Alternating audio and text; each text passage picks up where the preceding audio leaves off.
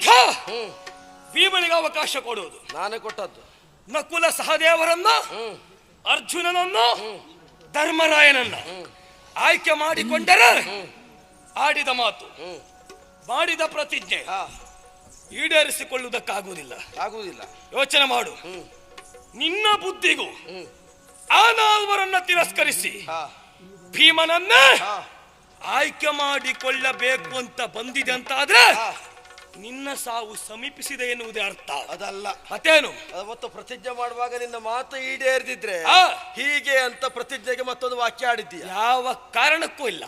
ಏನ್ ಹೇಳಿಲ್ಲ. ಏನ್ ಹೇಳಿದ್ದೇನೆ? ಏನ್ ಹೇಳಿದ್ದೀಯ? ಅಹಂ ದುರ್ಯೋಧನ ಹಂತ ಕರ್ಣಂ ಹಂತ ಧನಂಜಯ ಇಷ್ಟನ್ನ ಹೇಳಿ ಅಹಂ ದುರ್ಯೋಧನಂ ಹಂತ ಕರ್ಣಂ ಹಂತ ಧನಂಜಯ ಶಕುನಿ ಚಾಕ್ಷಕಿತವ ಸಹದೇವ ನಿಶ್ಯಾಮಿ ಹೌದು ತನ್ನೋ ಯುದ್ಧ ಭವಿಷ್ಯಂತಿ ಸತ್ಯಂ ದೇವ ಕರಿಷ್ಯಂತಿ.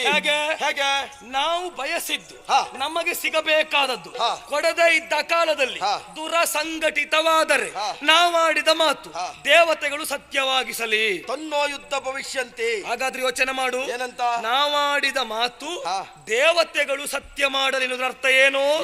ನಮ್ಮಲ್ಲಿ ಧರ್ಮ ಉಂಟು, ಧರ್ಮ ಬಿಟ್ಟು ದೇವತೆಗಳು ವ್ಯವಹರಿಸುವುದಿಲ್ಲ. ನೀ ಕೊಡದೇ ಇದ್ದದ್ದರಿಂದ ನಿನ್ನ ಬಾಯಿಂದ ಭೀಮ ಬೇಕು ಅಂತ ಬರ್ತದೆ ಅಂತ ಆದ್ರೆ ಇದು ದೇವತೆಗಳ ಪ್ರೇರಣೆ. ಅದಲ್ಲ ಮತ್ತೆಂತದ್ದು? ಅವತ್ತು ನೀನು ಪ್ರತಿಜ್ಞೆ ಮಾಡಿದ್ದೀಯ ಇವನ್ನ ತೊಡೆ ಮುರಿದು ಕೊಲ್ತೇನೆ ಅಂತ. ಒಂದೊಮ್ಮೆ ಪ್ರತಿಜ್ಞಾ ವಾಕ್ಯವನ್ನ ನಾನು ಈಡೇರಿಸಿಕೊಳ್ಳುವುದಕ್ಕಾಗದೇ ಇದ್ರೆ ನನ್ನ ಪೂರ್ವ ಸೂರ್ಯಗಳು ನರಕದಲ್ಲಿ ಬಿದ್ದು ಒದ್ದಾಡಲಿ ಅಂತ ಪ್ರತಿವಚನವನ್ನು ನೀನು ಆಡಿದ್ದರಿಂದ ಇವತ್ತು ನಾನು ನಿನಗೆ ಅವಕಾಶ ಕೊಡುವಲ್ಲಿ ಎರಡು ಕಾರಣ. ಒಂದು, ನಮ್ಮ ವಂಶದ ಪೂರ್ವ ಸೂರಿಗಳು ನರಕ ಬಾಧನರಾಗುವುದು ಬೇಡ ಅಂತ. ಇನ್ನೊಂದು, ಚಂದ್ರಾನ್ವಯದಲ್ಲಿ ಹುಟ್ಟಿಕೊಂಡಂತಹ ನಿನ್ನ ಮಾತನ್ನ ಈಡೇರಿಸಬೇಕು. ಜೊತೆಗೆ ಅವಕಾಶ ಕೊಟ್ಟಿದ್ರೆ ನಾನು ಏನು ಅಂತ ನೋಡ್ತಿದ್ದೆ ಅಂತ ನಾಳೆ ನೀನು ಒಂದು ಹೇಳ್ಕೊಳ್ತಿರ್ಬೋದು ಬೇಡ. ಈಗ ಚಂದ್ರವಂಶದಲ್ಲಿ ಹುಟ್ಟಿದವರು ಕೊಟ್ಟ ಮಾತನ್ನ ಈಡೇರಿಸಿಕೊಳ್ಳಲೇಬೇಕು ಅಂತಾದ್ರೆ ನಿನ್ನ ಮಾತು ಏನಾಯ್ತು? ಯಾಕೆ? ಯಾವ್ದು ಏನಾಗಿದೆ? ಏನ್ ಹೇಳಿದೆ? ಏನಾಗಿದೆ? ದುರ ಆಗುವ ಮೊದಲು ಪಣಕ್ಕೆ ಒತ್ತ ಇಟ್ಟಾಗ ಪಣ ಆಡುವ ಮೊದಲು ಹೀಗೆ ಎನ್ನುವಾಗ ತೀರ್ಮಾನ ಆಗಿದೆ. ಆದ ತೀರ್ಮಾನ ಹೇಗೆ? ಸೋತ ಭೂಪತಿ ವರುಷ 12 ವನವಾಸ, ಮೇಲೊಂದೇ ಅಜ್ಞಾತವಾಸ ಪಟ್ಟಣದಲ್ಲಿ ವರುಷ 14ಕ್ಕೆ ಹೋಗುವುದು ತಮ್ಮ ಪಟ್ಟಣ. ಹೌದು. ಆಮೇಲೆ ಸ್ವೀಕರಿಸಬಹುದು ಎನ್ನುವಾಗೆಲ್ಲ 12 ಮತ್ತೆ 1 2 ಉತ್ತರಿಸಿ 14ನೇ ವರ್ಷಕ್ಕೆ ಬಂದಾಗ ಕೊಡ್ತೇನೆ ಅಂತ ಹೇಳಿದ್ದು ಯಾಕೆ ಕೊಡ್ಲಿಲ್ಲ? ಹೀಗೆ ಕೊಡ್ತೇನೆ ಅಂತ ಹೇಳಿಲ್ಲ, ಕೊಡ್ತೇನೆ ಅಂತ ಹೇಳಿದ್ದೌದು. ಹೀಗೆ ಅಂದ್ರೆ ಹೀಗೆ ಅಂತ ಹೇಳಿದ್ರೆ ಯುದ್ಧದ ಮುಖಾಂತರ ಪಡಿಬೇಕು ಎನ್ನುವುದಾಗಿ. ಯಾಕೆ ಪಡಿಬೇಕು ಅಂತ? ಅಲ್ಲಿ ನಿಮ್ಮದ್ದು ಪಡಿಬೇಕು ಅಂತ ಆದ್ರೆ ಇಲ್ಲಿವರೆಗಿದ್ದ ನನ್ನಲ್ಲಿ ಅಲ್ವಾ? ಇಲ್ಲಿವರೆಗೆ ನಿಮ್ಮದ್ದು ನೋಡ್ಕೊಳ್ಳಿಕ್ಕಿದ್ದಂತ ಜನ ನಾನಲ್ಲ. ಇಲ್ಲಿಯವರೆಗೆ ನಿಮ್ಮದನ್ನ ನಾನು ನೋಡಿಕೊಂಡದಕ್ಕೆ ಬೇಕಾಗಿ ದುರದ ಮುಖೇನವಾಗಿ ಅದಕ್ಕೊಂದು ನ್ಯಾಯ ನೀತಿ ಅಂತ ಕಲ್ಪಿಸುವುದಕ್ಕೆ ಈ ದಿಗ್ವಿಜಯಕ್ಕೆ ಒಂದು ಕ್ರಮ ಅಂತ ಉಂಟು. ಹೌದಾ? ಲೋಭ ವಿಜಯ, ಧರ್ಮ ವಿಜಯ, ಅಸುರ ವಿಜಯ. ಅದು ಯಾಕೆ ಕೇಳಿದ್ರೆ ಅದೊಂದು ತಮ್ಮದಂತ ರಾಜ್ಯವನ್ನು ಅಧಿಕಾರವನ್ನು ವಿಸ್ತರಿಸುವುದಕ್ಕೆ ಅದೊಂದು ಕ್ರಮ ಅಂತ. ನಿಮ್ಮದಾದಂತ ರಾಜ್ಯವನ್ನು ಮತ್ತೆ ನೀವು ಪಡೆದುಕೊಳ್ಳಬೇಕು ಅಂತಾದ್ರೆ ಇಲ್ಲಿಯವರೆಗೆ ನಾನು ಕಂಡುಕೊಂಡದಕ್ಕೆ ಬೇಕಾಗಿ ನೀವು ಯುದ್ಧದ ಮುಖೇನವಾಗಿ ಪಡೆಯಬೇಕು. ಹಾಗಾದ್ರೆ ಇದು ನನ್ನ ನಿರ್ಣಯ. ಇಲ್ಲ ನಿನ್ನ ನಿರ್ಣಯ. ಪಣವನ್ನ ಒಪ್ಪುವುದಿಲ್ಲ. ಯಾಕೆ ಒಪ್ಪಬೇಕು? ಒಪ್ಪುದೇ ಯುದ್ಧಕ್ಕೆ ಬಂದದ್ದು ಅದು ಆಗಲ್ಲ. ಅದು ನಮ್ಮದನ್ನ ಪಡೆಯುವುದಕ್ಕೆ ಬಂದದ್ದು, ನಿನ್ನ ನಿರ್ಣಯ ಅಂತಲ್ಲ. ಯುದ್ಧಕ್ಕೆ ನೋಡು, ಕಡುಗವಾಗಲಿ ನೀತಿಯಾಗಲಿ ಒಡೆಯ ಲಕ್ಷ್ಮೀ ರಮಣನ ಇತಃ ನನ್ನಣ್ಣ ಧರ್ಮರಾಯನ ಮಾತು. ಇದು ನಿನ್ನ ಎಣಿಕೆ ಅಲ್ಲ. ಯುದ್ಧವಾಗಲಿ ಅದೆಲ್ಲ ಸಾಮದಿಂದಲೇ ಪಡೆಯಬೇಕು. ಲಕ್ಷ್ಮೀನಾರಾಯಣ ಬರ್ತಾನೆ, ಅವನ ಎಣಿಕೆ ಹೇಗೂ ಹಾಗೆ ನಾವಿರುವರೆನ್ನುವಾಗ ಹೇಳಿದ್ದು. ಅವನ ಎಣಿಕೆ ಪ್ರಕಾರವೇ ನಾವು ನಡೆದುಕೊಳ್ತಾ ಇದ್ದದ್ದು. ಅವ ಹೇಗೆ ಹೇಳ್ತಾನೋ ಹಾಗೆ ಪಾಂಡವರಿರುವುದು. ಮತ್ತೆ ನೀನು ನಿನ್ನ ಮನಸ್ಸಿಗೆ ಹೇಳಿದಾಗ ನೀವಿರುವುದು ಅಂತ ಹೇಳಿದ್ರೆ ಸಂಧಾನಕ್ಕೆ ಹೊರಟಾಗ ಮೊದಲು ಏನ್ ಹೇಳಿದ್ದೆ? ಏನ್ ಹೇಳಿದ್ದೆ? ಹೇಳು. ಯುದ್ಧ ಬೇಕು ಅಂತ ಹೇಳಿದ್ದೆ, ಬೇಡ ಅಂತ ಹೇಳಿದ್ದೆ? ಬೇಡ ಅಂತ ಹೇಳಿದ್ದೇವೆ. ಆಮೇಲೆ ಬೇಕು ಅಂತ ಹೇಳಿದ್ದೆ. ಹಾಗಾದ್ರೆ ದೇವ್ರ ನಿರ್ಣಯ ನಿನ್ನದ್ದಲ್ಲ. ಯಾಕಲ್ಲ? ನಿನ್ನದ್ದು, ನಿನ್ನ ವೈಯಕ್ತಿಕವಾದ. ಮೊದಲು ಬೇಡ ಅಂತ ಹೇಳುವವನು ನೀನೆ, ಆಮೇಲೆ ಬೇಕು ಅಂತ ಹೇಳುವವನು ನೀನೆ. ಎರಡು ಹೇಳಿದ್ಯಾರಲ್ಲಿ? ನಿಮಗೂ ನಿರ್ದಿಷ್ಟ ಇಲ್ಲ. ಎರಡನ್ನು ಹೇಳಿದ್ಯಾರಲ್ಲಿ? ಕೃಷ್ಣನಲ್ಲಿ. ಬೇಕು ಬೇಡ ಎರಡನ್ನು ಹೇಳಿದ್ದು ಕೃಷ್ಣನಲ್ಲಿ. ಬೇಕಾದ್ದನ್ನ ಸ್ವೀಕರಿಸಿ ಬೇಡವಾದನ್ನ ತಿರಸ್ಕರಿಸುವವನು ದೇವರಿದ್ದಾನೆ. ಹಾಗಾಗಿ ದೇವರ ಮುಂದೆ ಆಡಿದ್ದು. ನಿನ್ನ ಹಾಗೆ ಪಣಕ್ಕೆ ಒತ್ತೆಯಾಗಿಡುವಾಗ ಒಂದು ಮಾತು, ಗೆದ್ದ ಮೇಲೆ ತಾವು ಅನುಭವಿಸಬೇಕಾದ್ದೆಲ್ಲ ಅನುಭವಿಸಿ ಬಂದ ಮೇಲೆ ಆಡುವ ಮತ್ತೊಂದು ಮಾತು. ಭೀಮಸೇನ ಇದುವರೆಗೆ ಆಡಿದ್ದಿಲ್ಲ, ಒಂದೇ ಮಾತು ಭೀಮಸೇನದ್ದು. ಇಷ್ಟೆಲ್ಲ ಅವಕಾಶ ಕೊಡ್ತೇನೆ ಎನ್ನುವಾಗ ಹೇಳುವವ ನೀನು ಅಲ್ಲ. ಅವತ್ತು ಸಭೆಯಲ್ಲಿ ಅಣ್ಣನ ಕರವನ್ನು ಸುಟ್ಟಾಕ್ತೇನೆ ಅಂತ ಹೇಳಿದ್ಯಲ್ಲ. ಹೌದು. ಅದು ಯಾರು ಆಡಿದ್ದು? ನಾನೇ ಆಡಿದ್ದು. ಸುಟ್ಟಾಕಿದ್ಯಾ? ಹಾಕ್ಲಿಲ್ಲ. ಹಾಕ್ಲಿಲ್ಲ ಅಲ್ಲ ಹಾಕ್ಲಿಲ್ಲ, ಹೇಳು ಏನಾಯ್ತು? ಆಗ್ಲಿಲ್ಲಲ್ಲ, ಭೀಮಸೇನ ಆಡಿದ್ದು ಆಗಬೇಕು ಅಂತ ಹೇಳಿದ್ರೆ ನೀ ಸುಟ್ಟಿದ್ದೀಯ ಅವನ ಕರವನ್ನ. ಈಗ ಚಿತ್ರಸೇನನ ಪ್ರಕರಣದಲ್ಲಿ ಅವಮಾನ ಆಯ್ತು, ತಾನು ಸಾಯ್ತೇನೆ ಅಂತ ಹೇಳಿದ್ಯಾರು? ನಾನು ಹೇಳಿದ್ದು ಸತ್ಯ. ನಾನು ಕೆಟ್ಟವಲ್ಲ, ಹೇಗೆ ಸತ್ಯ? ನಾನು ಸರಿ ಇಲ್ಲದೆ ಇದ್ದವಲ್ಲ. ನೀನ್ ಸತ್ಯ, ಪಾಂಡವರು ಸತ್ಯವಂತರಲ್ವಾ? ಬೇಡ, ನೀನ್ ಸತ್ಯ ಹೇಳು. ಹಾಗಾದ್ರೆ ನನ್ನ ದಾರಿ ನಿಮ್ಮ ದಾರಿ ನನ್ನ ದಾರಿ ತಡಿಯಪ್ಪ, ನೀನು ಸಾಯ್ಲಿಲ್ಲ. ಹೌದು. ಅರ್ಥ ಏನು? ಭಾವಕ್ಕೆ ಒಳಗಾಗಿ ಆಡುವ ಮಾತು. ನಿನ್ನನ್ನ ಕೊಲ್ತೇನೆನ್ನುವಾಗ ಆಡಿದ ತಕ್ಷಣ ಭಾವನೆಗೆ, ಸಿಟ್ಟಿನ ಭಾವಕ್ಕೆ ನಾವು ಬೆಲೆಯನ್ನ ಕೊಟ್ಟು ಆ ಮಾತನ್ನ ಆಡ್ತೇವೆ. ಅದು ಊರ್ಜಿತ ಅಂತಲ್ಲ. ಪ್ರತಿವಚನವನ್ನು ನೀನಾಡಿದ್ದಲ್ಲ, ಪ್ರತಿವಚನವನ್ನು ಮೈತ್ರೇಯರು ಒಂದು ಆಡಿದಂತಹ ಮಾತು. ಯಾವುದು? ಅವರನ್ನ ಕಂಡಾಗ ನಾನು ತೊಡೆ ತಟ್ಟಿ ನಕ್ಕಂತಹ ಸಂದರ್ಭದಲ್ಲಿ ಪಾಂಡು ಚಿಣ್ಣನಿಂದ ನೀನು ತೊಡೆ ಮುರಿದು ಸಾಯಲಿ ಅಂತ ಒಂದು ಶಾಪವನ್ನು ಕೊಟ್ಟದ್ದು ಯಾರು ಕೇಳಿದ್ರೆ ಮೈತ್ರೇಯರು. ಆಮೇಲೆ ವಿದುರ ಹೋಗಿ ಬೇಡಿಕೊಂಡ ಮೇಲೆ ಅವನ ತಲೆ ಕಾಯುವುದಕ್ಕೆ ಬೇಕಾಗಿ ಒಂದು ಬಿಲ್ಲು ಅಷ್ಟೇ. ಆದರೆ ಮುಂದೆ ಪಾಂಡವರಿಗೆ ಕೌರವ ಕೊಡಬೇಕಾದದ್ದನ್ನೆಲ್ಲವನ್ನ ಕೊಟ್ಟು ಯುದ್ಧ ಸಂಘಟಿತವಾಗದಿದ್ದರೆ ಮಾಡಬೇಕಾದದ್ದಿಲ್ಲ. ಯಾವುದಿಲ್ಲ? ಯಾವುದು? ತೊಡೆ ಮುರಿಯಬೇಕಾದದ್ದಿಲ್ಲ. ಕೊಡಬೇಕಾದನ್ನ ಕೊಟ್ಟು ಸಾಮದಿಂದ ಕೊಟ್ಟರೆ ಮುರಿಯಬೇಕಾದದ್ದಿಲ್ಲ. ಕೊಡದೇ ಇದ್ರೆ? ಹಾಗಾದ್ರೆ ವಚನ ನಿನ್ನ ಹತ್ರ ಮೈತ್ರಿ ತಡೆಯಪ್ಪ, ಕೊಡದೇ ಇದ್ರೆ ತೊಡೆ ಮುರಿಯಬೇಕು ಅಂತ. ವಿಧುರನಿಗೆ ತಾನು ಕೊಟ್ಟ ಬಲಿಷ್ಠ ಬಿಲ್ಲಾದರೂ ಕೌರವ ಪಾಂಡವರಿಗೆ ಕೊಡಬೇಕಾದ್ದು ಕೊಡದೇ ಇದ್ದರೆ ಭೀಮನಿಂದ ಮುರಿಯಲ್ಪಡ್ತದೆ ತೊಡೆ. ಬಿಲ್ಲು ಮುರಿಯುವುದಕ್ಕೆ ಕಾರಣ ಯಾರು? ಆ ಬಿಲ್ಲು ಮುರಿಯುವುದಕ್ಕೆ ಕಾರಣ ಯಾರು? ಮೈತ್ರೇಯರು ಮೊದಲು ಹೇಳಿದ್ದ. ಮೈತ್ರೇಯರು ಕೃಷ್ಣ ಸಂಧಾನಕ್ಕೆ ಬಂದು ಬಿಲ್ಲು ಮುರಿದ ಮೇಲೆ ಆದ ಪ್ರಕರಣವಿದು, ಅದಲ್ಲಲ್ಲ, ಮೊದಲೇ ಆದ ಪ್ರಕರಣ. ಹಾಗಾದ್ರೆ ಕೃಷ್ಣ ಬರ್ತಾನೆ, ಬಿಲ್ಲನ್ನ ಮುರಿಯುವ ಹಾಗೆ ವ್ಯವಸ್ಥೆ ಮಾಡ್ತಾನೆ ಎನ್ನುವ ಹಾಗೆ ಮೈತ್ರೇಯರು ಹೇಳಿದ್ರ? ಹೇಳಿಲ್ಲಲ್ವಾ? ಹಾಗಾದ್ರೆ ಹೇಳಿದ್ದೇನು? ವಿದುರನ ಕೈಯಲ್ಲಿ ಆ ಬಿಲ್ ಇದ್ದರು ನೀ ಕೊಡಬೇಕಾದನ್ನ ಪಾಂಡವರಿಗೆ ಕೊಡದೇ ಇದ್ದರೆ ಭೀಮ ಬಡಿದು ಕೊಂದೇ ಕೊಲ್ತಾನೆ. ತುಂಬಿದ ಸಭೆಯಲ್ಲಿ ದ್ರೌಪದಿಯ ಸೀರೆಯನ್ನು ಎಳೆಯುವಂತಹ ಸಂದರ್ಭದಲ್ಲಿ ಒಂದು ಸೀರೆ ಇದ್ದದ್ದು ಅಷ್ಟು ಸೀರೆ ಅಷ್ಟು ಉದ್ದ ಆದದ್ದು ಯಾಕೆ? ಕೃಷ್ಣಾನುಗ್ರಹ.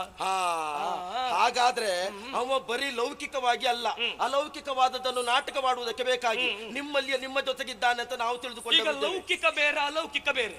ಅಲೌಕಿಕ ಇರುವುದು ಯಾರಿಗೆ? ಅಲೌಕಿಕ ಇರುವುದು ದೇವರಿಗೆ. ದೇವರಿರುವುದು ಯಾವರ ಪರ? ಧರ್ಮವ ದೇವರು ಅವ ಆಚೆಗೆ ಇರ್ತಾನೆ ಅಂತ ಹೇಳಲಿಕ್ಕೆ ಆಗುದಿಲ್ಲ. ದೇವ್ರು ಯಾರ ಪರ ಇರುವುದು? ಈಗ ನಾನೇನಾದ್ರು ಕೇಳ್ತೇನೆ, ಈಗ ನೀವು ಧರ್ಮವಂತರೇ ಅಂತಾದ್ರೆ ಇದೇ ಕುರುಕ್ಷೇತ್ರದ ಯುದ್ಧದಲ್ಲಿ ನೆಲ ಬಿಟ್ಟು ಸಂಚರಿಸುತ್ತಿದ್ದ ಧರ್ಮರಾಯನ ರಥ ಭೂಮಿಗೆ ತಾಗಿದ್ದೆ ಯಾಕೆ? ತಾಗಿದೆ. ಯಾಕೆ? ಧರ್ಮರಾಯ ಸುಳ್ಳು ಹೇಳಿದ್ರೆ ಅಂತ ಹೇಳುದು ನೀವು? ಅಲ್ಲಲ್ಲ, ಧರ್ಮ ಇದ್ರೆ ತಾಗಬಾರ್ದಲ್ಲ. ತಾಗಬಾರ್ದು. ಯಾಕೆ ತಾಗಿತ್ತು? ಅಧರ್ಮ ಆಯ್ತು ಅಂತಲ್ಲ, ಯಾರು ಸಾಯುತ್ತೇನೆ ಎನ್ನುವ ಹಾಗೆ ಮಗಸತ್ತ ಎನ್ನುವ ಹಾಗೆ ದೀಕ್ಷೆಗೆ ಕುಳಿತರೋ ಅವರಿಗೆ ಕೇಳಿಸಿದ್ದು ಹೇಗೆ? ಅಶ್ವತ್ಥಾಮ ಹತ ಅಷ್ಟೇ ಕೇಳಿದ್ದು. ಕುಂಜರ್ ಅಂತ ಧರ್ಮರಾಯ ಹೇಳಿದ್ದಾನೆ, ಆಡಿದ ಮಾತು ಸುಳ್ಳಿನಷ್ಟೇ ಪರಿಣಾಮ ಕೊಟ್ಟದೆ ವಿನಃ ಹೇಳಿದ್ದು ಸುಳ್ಳಂತಲ್ಲ. ಇದು ದ್ರೋಣಾಚಾರ್ಯಗೆ ಕೇಳದಿದ್ದಾಗ ಸುಳ್ಳಿನಷ್ಟು ಪರಿಣಾಮ ಕೊಟ್ಟಿತ್ತು. ಮತ್ತೆ ಧರ್ಮರಾಯ ಆಡಿದ್ದು ಸುಳ್ಳಲ್ಲ. ಅಲ್ಲ, ದ್ರೋಣಾಚಾರ್ಯರಿಗೂ ಕೇಳದೆ ಇದ್ದದ್ದಕ್ಕೂ ಇವನ ರಥ ಭೂಮಿಗೆ ತಾಗುವುದಕ್ಕೂ ಇವನಲ್ಲಿ ಧರ್ಮ ಕಡಿಮೆ ಉಂಟು ಅಂತ ಅರ್ಥವಾ? ಅಲ್ಲ, ಅವ್ರು ತಿಳ್ಕೊಂಡದ್ದೇ ತಪ್ಪಾಯ್ತು ಅಂತ. ಧರ್ಮ ಕಡಿಮೆ ಇದ್ದದ್ದೇ ಹೌದು ಅಂತ ಆದ್ರೆ ಧರ್ಮರಾಯ ಪೀಠಾಭಿಷಕ್ತನಾಗುವುದಿಲ್ಲ ಆಗಿತ್ತು. ಧರ್ಮಕ್ಕೆ ಗೆಲುವು ನಿನ್ನಮ್ಮ ಧರ್ಮರಾಯ ಬಂದು ಯುದ್ಧ ಮಾಡ್ತೇವೆ ಎನ್ನುವ ಹಾಗೆ ಕಾಲಿಗೆ ಬಿದ್ದಾಗ ನಿಮ್ಮಮ್ಮ ಮಾಡಿದ ಆಶೀರ್ವಾದ ಏನು? ಯಥೋ ಧರ್ಮ ತಥೋ ಜಯ. ಎಲ್ಲಿ ಧರ್ಮ ಉಂಟು ಅಲ್ಲಿ ಜಯ. ಹೌದು. ಈಗ ಪಾಂಡವರು ಗೆದ್ದಿದ್ದಾರೆ ಅಂತಾದ್ರೆ ಧರ್ಮವ ಧರ್ಮವ? ಪಾಂಡವರು ಗೆದ್ದಿದ್ದಾರೆ ಅಂತ ಎಲ್ಲಿಯವರೆಗೆ? ಸೋತದಂತೆ. ಕೌರವ ಬಿದ್ದ ಮೇಲೆ ಪಾಂಡವರು ಗೆಲ್ಲುವುದು. ಕೌರವ ಇನ್ನು ಬದುಕುಳಿಯ ಉಳಿದೇ ಇದ್ದಾನೆ. ಎಲ್ಲಿ ಸೋತಿದ್ದೇವೆ? ಭೀಷ್ಮಾಚಾರ್ಯ ಯುದ್ಧದಲ್ಲಿ ಏನಾಯ್ತು? ಭೀಷ್ಮಾಚಾರ್ಯ ಯುದ್ಧದಲ್ಲಿ ವಿರೋಧಿಗಳ ಶಿಬಿರವನ್ನು ರಾತ್ರಿಯ ಕಾಲಕ್ಕೆ ಹೊಕ್ಕಬಾರದು ಅಂತ ಗೊತ್ತಿದ್ರು. ಪರಮಧಾರ್ಮಿಕನೆನಿಸಿಕೊಂಡಂತ ಪಾಂಡವರು ಹೋಗಿ ಅವರನ್ನ ಕಾಲನ್ನು ಹಿಡಿದು, ಅಜ್ಜಯ್ಯ, ನಿಮ್ಮ ಸಾವಿನ ಸಮಾಧಿಯ ಮೇಲೆ ನಾವು ಸೌಧ ಕಟ್ಟುವುದಿಲ್ಲ, ನಮ್ಗೆ ಅಪ್ಪಣೆ ಕೊಡಿ, ವನವಾಸಕ್ಕೆ ಹೋಗ್ತೇವೆ ಅಂತ ಹೇಳಿದ್ದು ಇದೇ ಧರ್ಮರಾಯ ಅಲ್ವಾ? ಏನ್ ಹೇಳಿದ್ದು? ನೀವು ಸಾಯ್ಬೇಕು ಅಂತ ಹೇಳಿದ್ರೆ ನಾವು ಹೋಗ್ತೇವೆ ಅಂತ ಹೇಳಿದ್ದ. ನೀವು ಕಾಯ್ಬೇಕು ಅಲ್ಲ, ನೀವು ಸಾಯ್ಬೇಕು ಅಂತ ಹೇಳಿದ್ದು. ಯಾರು ಹೇಳಿದ್ದು? ಅಣ್ಣ ಹೇಳಿದ, ನಾವು ಕಾಡಿಗೆ ಹೋಗ್ತೇವೆ ಅನ್ನೋ ಹಾಗೆ. ಆಗ ನಿಮ್ಮ ಅಜ್ಜನ ಹೇಳಿದ್ದು, ಎಲ್ಲ ಧರ್ಮಜ ನೀನ್ ಯಾಕೆ ಹೋಗಬೇಕು, ಮರುಳಾಟಿಕೆ ಮಾತನಾಡ್ತಾ ಇದ್ಯಾ, ನೀ ಧರಿಸಿದ ಪುಣ್ಯ ಎನ್ನುವುದು ನಿನ್ನನ್ನ ಕಾಪಾಡ್ತದೆ ಎನ್ನುವ ಹಾಗೆ. ಅಲ್ಲಿದ್ದವರೆಲ್ಲರಿಗೂ ಧರ್ಮರಾಯ ಪುಣ್ಯವಂತನದು ಗೊತ್ತುಂಟು. ರಾತ್ರಿಯ ಕಾಲದಲ್ಲಿ ವಿರೋಧಿಗಳ ಶಿಬಿರವನ್ನು ಪ್ರವೇಶಿಸಬಹುದಾ? ಪ್ರವೇಶಿಸಬಾರದು. ಅಲ್ಲ, ಪ್ರವೇಶಿಸಬಹುದಾ? ಪ್ರವೇಶಿಸಬಹುದು. ಧರ್ಮವಂತರಾದವರು ನೀವು ಹೋಗಬಹುದಾ? ಈಗ ನಿನ್ನಲ್ಲೇ ಕೇಳ್ತೇನೆ, ಪ್ರಥಮ ದಿವಸ ಯುದ್ಧ ನಿರ್ಣಯ ಆದ ಮೇಲೆ ಅದೇ ಭೀಷ್ಮಾಚಾರ್ಯರು ಉಭಯ ಸೇನೆಗಳ ಮಧ್ಯದಲ್ಲಿ ಒಂದು ಮಾತನಾಡಿದ ಗೊತ್ತುಂಟ? ಧರ್ಮಕ್ಷೇತ್ರ ಕುರುಕ್ಷೇತ್ರ. ಧರ್ಮಕ್ಷೇತ್ರದಲ್ಲಿ ಶಿಬಿರ ಆಗಬೇಕು, ಕುರುಕ್ಷೇತ್ರದಲ್ಲಿ ಯುದ್ಧ ಆಗಬೇಕು. ವೈರಿಗಳು ಎಲ್ಲಿ ಕೇಳಿದ್ರೆ ಯುದ್ಧ ಭೂಮಿಯಲ್ಲಿ ಮಾತ್ರ. ಯಾರ ಶಿಬಿರಕ್ಕೆ ಯಾರು ಹೇಗೆ ಎಷ್ಟೊತ್ತಿಗೆ ಬೇಕಾದ್ರೂ ಹೋಗಬಹುದು ಅಂತ ಉಂಟು. ಅದು ರಾತ್ರಿ ಹೊತ್ತಲ್ಲ, ಎಷ್ಟೊತ್ತಿಗೆ ಬೇಕಾದ್ರೂ ಹೋಗಬಹುದು. ಅಂದ್ರೆ ಪಾಂಡವರು ಮಾಡಿದ ಅಧರ್ಮವಾದರೂ ಧರ್ಮವೇ. ಅಧರ್ಮವಾದರೂ ಧರ್ಮ ಅಲ್ಲ. ಧರ್ಮಕ್ಕಾಗಿ ನಾವು ಮಾಡಿದ್ದು ಅಧರ್ಮ ಅಂತ ನೀವು ಯೋಚನೆ ಮಾಡಿದ್ರೆ ನಿಮ್ಮ ತಪ್ಪು. ಈಗ ಭೀಷ್ಮಾಚಾರ್ಯರು ನಮ್ಮ ಪಂಗಡದಲ್ಲಿದ್ದಾರೆ ಅಂತ ಒಪ್ತೀರಾ? ಹೌದು. ಒಪ್ಪಿದ ಮೇಲೆ ನಾನು ಮಾಡಿದ ಕಾರ್ಯವನ್ನು ಒಪ್ಪಿದ್ದಾರೆ ಹೌದಾ? ಇದುವರೆಗೆ ವಿರೋಧಿಸಿದ್ದುಂಟ ಎಲ್ಲಿಯಾದ್ರೂ? ಯಾಕೆ? ಹಾಗಾದ್ರೆ ಭೀಷ್ಮಾಚಾರ್ಯರಲ್ಲಿ ಧರ್ಮ ಉಂಟಾ ಅಧರ್ಮ ಉಂಟಾ? ಈಗ ನಿನ್ನಲ್ಲೇ ಕೇಳ್ತೇನೆ, ವಿಭೀಷಣ ರಾವಣನ ಪಕ್ಷದಲ್ಲಿದ್ದ. ಹೌದು. ಎಷ್ಟು ಕೆಟ್ಟ ಕೆಲಸ ಮಾಡಿದ್ರು ರಾವಣನ ಪಕ್ಷವನ್ನ ಬಿಟ್ಟು ವಿಭೀಷಣ ಬರಲಿಲ್ಲ. ರಾಮ ಬಂದ ಮೇಲೆ ಯಾಕೆ ಬಂದ? ಯಾಕೆ ಅವನಲ್ಲಿರಬೇಕಾದ ಪುಣ್ಯದ ಪಾತ್ರೆಗಳೆಲ್ಲವೂ ಸಂಪೂರ್ಣ ತೂತಾಗಿ ಹೋಗಿದೆ. ಪುಣ್ಯ ಇರುವುದಕ್ಕೆ ಎಲ್ಲಿಯೂ ಸ್ಥಳ ಇಲ್ಲ ಎನ್ನುವ ಕಾರಣಕ್ಕಾಗಿ ವಿಭೀಷಣ ಬಿಟ್ಟು ರಾಮನ ಪಕ್ಷಕ್ಕೆ ಬಂದ. ಸರಿ. ಅದೇ ರೀತಿ ಅರ್ಜುನನ ಬಿಡುವ ಅಂಬಿಗೆ ದ್ರೋಣಾಚಾರ್ಯ ಯಾಕೆ ತನ್ನ ದೇಹ ಕೊಟ್ಟರು? ಕೌರವನಿಗೆ ಇನ್ನು ಪುಣ್ಯ ಸಂಪಾದನೆ ಮಾಡುವ ಯೋಗ ಇಲ್ಲ ಎನ್ನುವ ಕಾರಣಕ್ಕಾಗಿಯೇ ಕೊಟ್ಟದ್ದು. ಅಲ್ಲಿ ನೀವು ಯೋಚನೆ ಮಾಡು, ನಿಮ್ಮಲ್ಲಿ ಅಧರ್ಮ ಇದ್ದದ್ದು, ಧರ್ಮರಾಯನಲ್ಲಿ ಪುಣ್ಯ ಇದ್ದದ್ದು. ಈಗ ದ್ರೋಣಾಚಾರ್ಯರಿಗೆ ಬಾಣ ಬಿಟ್ಟದ್ದು ಯಾರು? ಕೊಂದದ್ದು ಯಾರು? ಕೊಂದದ್ದು ಅರ್ಜುನನೇ ಕೊಂದದ್ದು ಅಲ್ಲ ಅಂತ್ಯ. ಹಾಗಾದ್ರೆ ದೃಪದ ವರದಿಂದ ಪಡೆದ ಅವ ಮಾಡಿದ್ದೆಂತದ್ದು ದುಷ್ಟದ್ಯುಮ್ನ. ದ್ರೋಣಾಚಾರ್ಯನ. ನಾನು ಹೇಳಿದ್ದು ದ್ರೋಣಾಚಾರ್ಯ. ಭೀಷ್ಮಾಚಾರ್ಯರಿಗೆ ಬಾಣ ಬಿಟ್ಟದ್ದು ಶಿಖಂಡಿ. ಹೌದಾ? ಈಗ ಸಾಯುವಾಗ ಈಗ ನಾಳೆ ದುರಕ್ಕೆ ಶಿಖಂಡಿಯನ್ನು ತಂದು ಮುಂದೆ ನಿಲ್ಲಿಸುವಂತ ಹೇಳಿದ್ದು ಭೀಷ್ಮರ ವಚನ ಹೌದಲ್ವಾ? ಏನದ್ರ ಅರ್ಥ ಏನು? ನಾಳೆ ನಪುಂಸಕನ ತಂದಿರಿಸಿದರೆ ಶಸ್ತ್ರ ಸನ್ಯಾಸ ಮಾಡ್ತೀನಿ ಹಾಗೆ ಅವ ಶಸ್ತ್ರ ಸನ್ಯಾಸ ಮಾಡಿದ್ದು ಭೀಷ್ಮಾಚಾರ್ಯರು ಶಿಖಂಡಿ ಮುಂದೆ ಬಂದಾಗ ಆ ಸಮಯಕ್ಕೆ ಶಿಖಂಡಿಯ ಹಿಂದೆ ರಥದಲ್ಲಿದ್ದಂತ ಅರ್ಜುನ ಭೀಷ್ಮಾಚಾರ್ಯರಿಗೆ ಬಾಣ ಬಿಟ್ಟದ್ದು. ಈಗ ಈ ಬಾಣ ತಾಗಿದ್ದಾರಿಗೆ ಬಾಣ ತಾಗಿದ್ದು ಭೀಷ್ಮರಿಗೆ. ಅವರೇ ಹೇಳಿದ್ದಾರೆ ಅಕಟ ಪಾರ್ಥನ ಶರದಿನೊಂದೆ ಅಂತ ಅವರೇ ಹೇಳಿದ್ದು ಒಪ್ಪಿಕೊಳ್ತೇನೆ. ಭೀಷ್ಮರಿಗೆ ಬಾಣ ಬಿಟ್ಟದ್ದು ಅವರು ಶಸ್ತ್ರ ಸನ್ಯಾಸವನ್ನು ಮಾಡಿದ ಮೇಲೆ. ದೃಷ್ಟದ್ಯುಮ್ನ ಬಂದು ದ್ರೋಣರನ್ನು ಕೊಂದಿದ್ದು ಅವರು ಜೀವವನ್ನು ಬಿಟ್ಟು ಹೋಗಿ ದೇಹ ಮಾತ್ರ ಉಳಿದ ಕಾಲಕ್ಕೆ. ನೀವು ಪಾಂಡವರು ಏನು ಆಗದ ಇದ್ದ ಕಾಲಕ್ಕೆ ಕೊಂದು ವೈಯಕ್ತಿಕವಾಗಿ ಅವರಿಂದ ಭಾವನೆಯ ಮೂಲಕವಾಗಿ ನಮ್ಮಲ್ಲಿ ಧರ್ಮ ಉಂಟು ಅಜ್ಜಯ್ಯ ತಂದೆ ಹೇಳಿದ ದಿವಸದಿಂದ ನಮ್ಮ ರಕ್ಷಿಸಿ ಇಂದು ಕುರುಂದ್ರ ಪತಿಗೆ ಸಹಾಯವಾಗಿ ಗರ್ವಿಸಿ ರಣಕ್ಷೇತ್ರಕ್ಕೆ ಹೋರಾಟಕ್ಕೆ ಬಂದವರಿಗೆ ನಿಮಗದು ಮಾತಾಗತ್ಯ ಇತ್ತ? ಆದರೂ ಮಾನಸಿಕವಾಗಿ ಅವರನ್ನ ಕುಗ್ಗಿಸಿ ಏನಾದ್ರೂ ಮಾಡಿ ಗೆಲ್ಲಬೇಕು ಅಂತಲೇ ನೀವು ಅವರನ್ನ ಗೆದ್ದದ್ದು ಬಿಟ್ರೆ ಸ್ವಯಂ ಯೋಗ್ಯತೆಯಿಂದ ಅಲ್ಲ. ದೃಢತೆ ಇದ್ದವರು ಮಾತ್ರ ಯುದ್ಧಕ್ಕೆ ಬರಬೇಕು. ಮಾನಸಿಕವಾಗಿ ಖಿನ್ನತೆಗೊಳಗಾಗುವರು ಯುದ್ಧಕ್ಕೆ ಬರುವುದು. ಅದನ್ನ ನಿನ್ನ ತಮ್ಮ ಅರ್ಜುನಿಗೆ ಹೇಳಬೇಕು. ಇದೇ ಕುರುಕ್ಷೇತ್ರದ ರಣಧಾರಣಿಯಲ್ಲಿ ಅವನಿಗೆ ಎಷ್ಟು ಸಾರಿ ಉಪದೇಶ ಆಗಿದೆ, ಎಷ್ಟು ಸಾರಿ ಮಾನಸಿಕ ಖಿನ್ನತೆ. ಗೀತೋಪದೇಶ ಒಂದೇ ಸಾರಿ ಆದದ್ದು. ಹೌದು. ಗೀತೋಪದೇಶ ಆದದ್ದು ಯಾಕೆ? ಯುದ್ಧಕ್ಕೆ ಪ್ರಥಮದಲ್ಲಿ ಬಂದಾಗ ಗೀತೋಪದೇಶವನ್ನ ಮಾಡಿಯೇ ಕೃಷ್ಣ ಪರಮಾತ್ಮ ಹೇಳಿದ್ದು ಗಟ್ಟಿಯಾಗಿರಬೇಕು ಮಾನಸಿಕವಾಗಿ ಎನ್ನುವಾಗಿ. ಅದಾದ್ಮೇಲೆ ಭೀಷ್ಮಾಚಾರ್ಯ ಮಾನಸಿಕ ಖಿನ್ನತೆಗೆ ಒಳಗಾದದ್ದು. ಅದಕ್ಕೆ ನಾವು ಹೊಣೆಗಾರರಲ್ಲ. ಕರ್ಣಾರ್ಜುನ ಪ್ರಸಂಗದಲ್ಲಿ ಅರ್ಜುನಿಗೆ ಏನಾಯ್ತು? ಕರ್ಣಾರ್ಜುನ ಪ್ರಸಂಗದಲ್ಲಿ ಮತ್ತೆ ಮಾನಸಿಕ ಖಿನ್ನತೆ ಏನಾಯ್ತು? ಆಗ್ಲಿಲ್ವಾ? ಆಯ್ತು. ಆಗ ಮತ್ತೆ ಕೃಷ್ಣ ಬೋಧನೆ ಮಾಡಿ ಹಾಗಾದ್ರೆ ಅರ್ಜುನನಿಗಾದದ್ದು ಒಮ್ಮೆ ಅಲ್ಲ, ಪ್ರತಿ ಬಾರಿಯೂ ಆದಾಗ ಪ್ರತಿಯೊಬ್ಬರಿಗೂ ಮಾನಸಿಕ ಖಿನ್ನತೆಯನ್ನು ಉಂಟು ಮಾಡುವುದಕ್ಕೆ ಬೇಕಾಗಿ ಪಾಂಡವರಾದ ನೀವು ಅದನ್ನು ಹೆಣಿತಾ ಇದ್ದೀರಿ ಅನ್ನೋದನ್ನು ಒಪ್ಪಿಕೊಳ್ಳಬೇಕಾದ ಕರ್ಣ ಹೇಳಿದ ಒಪ್ತೀಯಾ? ಏನಂತ? ಏನ್ ಹೇಳಿದ? ಏನ್ ಹೇಳಿದ ಕರ್ಣ? ಕಲಿಕಿರೀಟಿಯ ಒಂದು ಅರಗಳಿಗೆ ಸೈರಿಸು. ಯಾಕೆ ಹೇಳಿದ? ನೀನ್ ಅಣ್ಣ ಕೇಳಿದ್ರೆ ಅಣ್ಣ ಹೀಗೆ ಇದ್ರೆ ಹೀಗೆ ಮಾಡ್ತಾ ಇದ್ಯಾ, ತಮ್ಮಂದರಿಗೆ ಇಂಥ ಪರಿಸ್ಥಿತಿ ಬಂದಿದ್ರೆ ಹೀಗೆ ಮಾಡ್ತಾ ಇದ್ಯಾ, ಅವ ಯಾಕೆ ಭಾವನೆಗೆ ಕಟ್ಟು ಬಿದ್ದ? ಹಾಗಾದ್ರೆ ಬಾಣ ಬಿಡುವ ಸ್ಥಿತಿಯಲ್ಲಿ ಅವ ಹೇಗಿದ್ದ? ರಥಹೀನನಾದವನ ಮೇಲೆ, ಶಸ್ತ್ರಹೀನನಾದವನ ಮೇಲೆ, ಹುಲ್ಲು ಕಡ್ಡಿ ಕಚ್ಚಿದವನ ಮೇಲೆ, ಹುತ್ತ ಏರಿದವನ ಮೇಲೆ ಶಸ್ತ್ರ ಪ್ರಯೋಗಿಸಬಾರದು ಅಂತ ಗೊತ್ತಿಲ್ವಾ? ಇಲ್ಲ. ಆತತಾಯ ವರ್ಗಕ್ಕೆ ಸೇರಿದವರಿಗಿಲ್ಲ. ಮರಣದಂಡನೆ ಶಿಕ್ಷೆ ಯಾರಿಗೆ ಜಾರಿ ಆಗ್ತದೆ ಅವ ಓಡಿದಾಗ್ಲೂ ಹೊಡಿಬಹುದು, ಊಟ ಮಾಡುವಾಗ್ಲೂ ಹೊಡಿಬಹುದು. ಅವ ಆತ ತಾಯಿ ಅಂತ ನಿನಗೆ ಅವತ್ತು ಗೊತ್ತಾದದ್ದು ಅಲ್ಲ, ಅದಕ್ಕಿಂತ ಮೊದಲೇ ಗೊತ್ತಾಗಿತ್ತು. ಗೊತ್ತುಂಟು. ಮೊದಲೇ ಹಾಕೊಳ್ಳಿಲ್ಲ. ಸಾಯುವುದಕ್ಕೆ ಸಮಯ ಅಂತ ಉಂಟು. ವಾಲಿ ಮೊದಲೇ ಆತತಾಯ ವರ್ಗಕ್ಕೆ ಸೇರಿದ್ರು. ರಾಮ ಬರುವಲ್ಲಿವರೆಗೆ ವಾಲಿಯ ಪ್ರಾಣ ಇತ್ತು. ಸಮಯ ಬರಬೇಕು ಸಾಯು. ಹಾಗಾದ್ರೆ ರಾಮ ವಾಲಿಯ ಪ್ರಾಣವನ್ನು ತಗೊಳ್ಳುವುದಕ್ಕೂ ಕಾರಣ ಉಂಟು.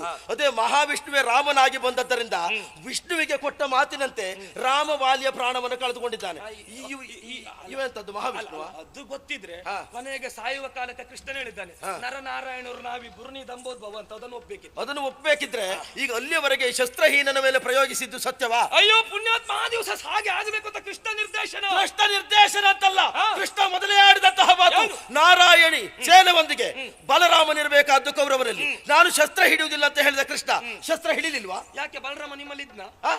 ಬಲರಾಮ ಇದ್ದಾನೋ ಇಲ್ವೋ ಪ್ರಶ್ನೆ ಬೇರೆ. ಕೃಷ್ಣ ಶಸ್ತ್ರ ಹಿಡಿದದ್ದು ಸತ್ಯವಾ? ಶಸ್ತ್ರ ಹಿಡಿಸ್ತೇನೆ ಎನ್ನುವಾಗ ಪ್ರತಿಜ್ಞೆ ಮಾಡಿದ್ಯಾರು? ಭೀಷ್ಮರು. ಭಕ್ತೋದ್ಧಾರಕ.